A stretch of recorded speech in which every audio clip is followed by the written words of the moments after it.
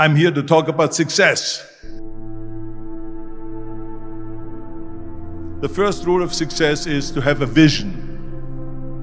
You see, if you don't have a vision of where you go, and if you don't have a goal where you go, you drift around and you never end up anywhere. I mean, as you know, I was born in 1947 in Austria after the Second World War. So I was very fortunate that I stumbled onto my vision. And I didn't really like Austria when I grew up. I couldn't wait to get out of there. I couldn't see myself becoming a farmer or a worker in a factory or anything like that.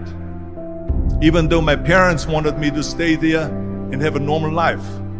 But that was their vision, not mine. My vision was totally different. I felt that I was born for something special, for something unique, for something big.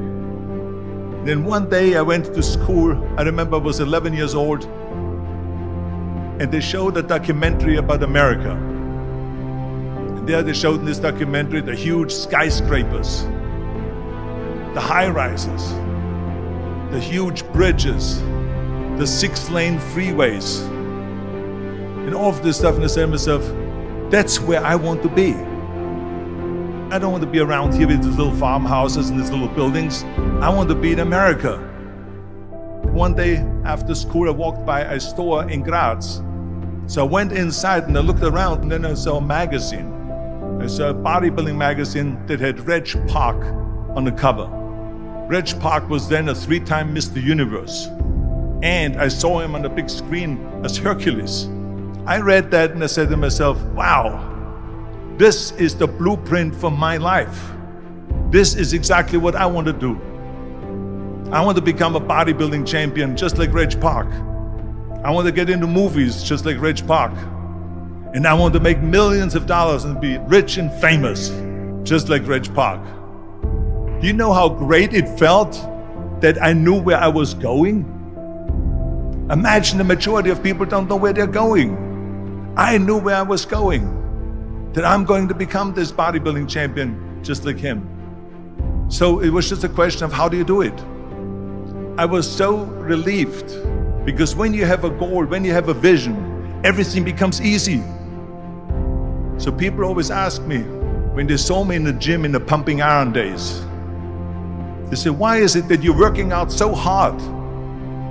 5 hours a day, 6 hours a day, and you have always a smile on your face. And I told people all the time, I said, because to me, I'm shooting for a goal. In front of me is the Mr. Universe title. So every rep that I do gets me closer to accomplishing that goal, to make this goal, this vision turn into reality. Every single set that I do, every repetition, every weight that I lift will get me a step closer to turn this goal into reality. So I couldn't wait to do another 500-pound squat. I couldn't wait to do another 500-pound bench press. I couldn't wait to do another 2,000 reps of sit-ups. I couldn't wait for the next exercise. At the age of 20, I went to London and I won the Mr. Universe contest as the youngest Mr. Universe ever. And it was because I had a goal. So let me tell you something, visualizing your goal and going after it makes it fun. You got to have a purpose no matter what you do in life. You got to have a purpose. 74% hate their job in America. Now, this is not much different when you come to Europe. The majority of people don't like what they're doing, because they're really not doing it because they didn't have a goal and they followed this goal. They just aimlessly drift around, and then all of a sudden there's a job opening, so they get that job because you have to work. But then when you work, it's a chore. It's work. It's not fun. So if you think about, only a quarter of the people really enjoy what they're doing in life. That is unbelievable if you think about it. So I felt so blessed that I knew what I was doing. It's like a medical student that studies and knows he wants to become a doctor. You know where to go. And the same thing is also in politics. I remember that in politics, I had a very clear vision that I will be the leader of California. That's as far as I could go because I was not born in America, so I could not run for president. So being the governor of the fifth largest state, the largest state, the fifth largest economy in the world, was for me really the ultimate title, the ultimate accomplishment in politics. So even though people came up to me and says, why don't you go and run for something smaller, you're never gonna make it. I ran for governor, and then 2 months later I became governor of the state of California. Again, because I had a very clear vision what I'm gonna do with California. So that's rule number one, have a vision. Rule number two is, don't listen to the naysayers. Don't listen to the naysayers.